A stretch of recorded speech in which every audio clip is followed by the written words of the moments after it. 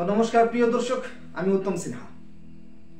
আপনারা জানেন গত 24-11 তারিখ মানে নভেম্বরের 24 তারিখ উত্তর জেলার যে চুরাইবাড়ি থানাধীন নদিয়াপুর সেখানে একটি মর্মান্তিক হত্যাকাণ্ড সংঘটিত হয় এবং সেই নির্মম হত্যাকাণ্ডে 8 বছরের এক শিশু অমৃত সিনহা মর্মান্তিকভাবে নিহত হয় এবং তার যে মা বিজয়া সিনহা সে বর্তমানে শিলচরের একটি নার্সিংহোমে, বেসরকারি নার্সিংহোমে ভর্তি আছেন।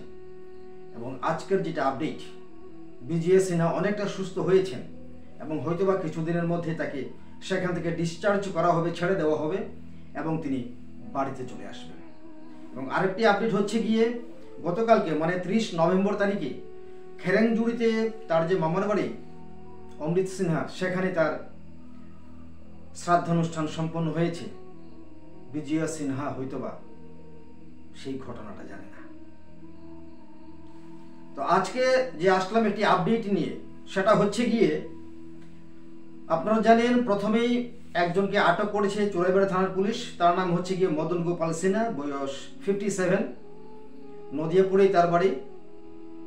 সেই বিজয়া সিনহার যে শ্বশুর বাড়ি তার পাশেই মদন গোপাল যে সিনহা তার বাড়ি সেখানে।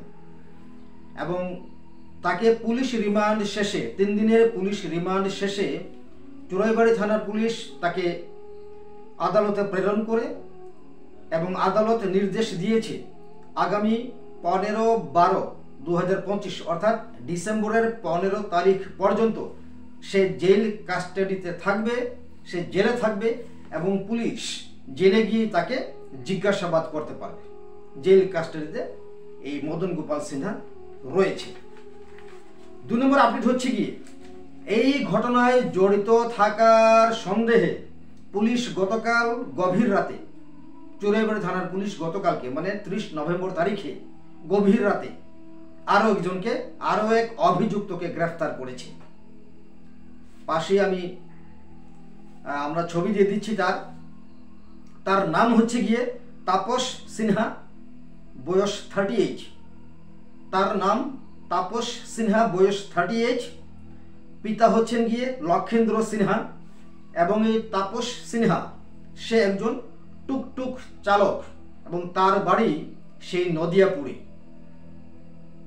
আমাদের কাছে তাপস সিনহার ফ্যামিলি ব্যাকগ্রাউন্ড আছে, পুলিশের তরফ থেকেও কিছুটা আছে, আমাদের সূত্র যারা আছে তাদের তরফ থেকেও আমাদের কাছে কিছুটা আছে, সময় আমরা জানিয়ে দেব।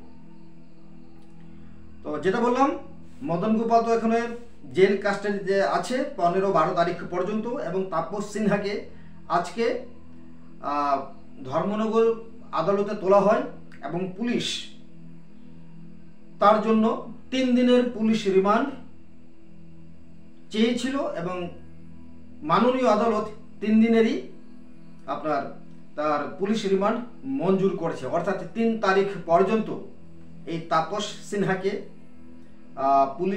পুলিশ রিমান্ডে থাকবে এবং 4 তারিখ পুলিশ তাকে আবার আদালতে প্রেরণ করবে।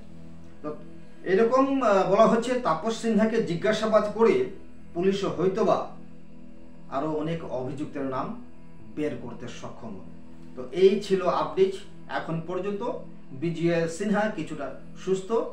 গতকালকে 30 নভেম্বর তারিখে যে শিশু অমৃত সিনহা তার শ্রাদ্ধানুষ্ঠান সম্পন্ন হয়েছে খেরেংজুড়িতে তার মামার বাড়িতে এবং মদন গোপাল সিনহা 15-12 তারিখ পর্যন্ত সে জেল কাস্টাডিতে থাকবে এবং পুলিশ তাকে জিজ্ঞাসাবাদ করতে পারবে। এবং গতকালকে গভীর রাতে মানে 30 তারিখ নভেম্বর গতকালকে যাকে পুলিশ গ্রেফতার করেছে তার নাম হচ্ছে তাপস সিনহা 38।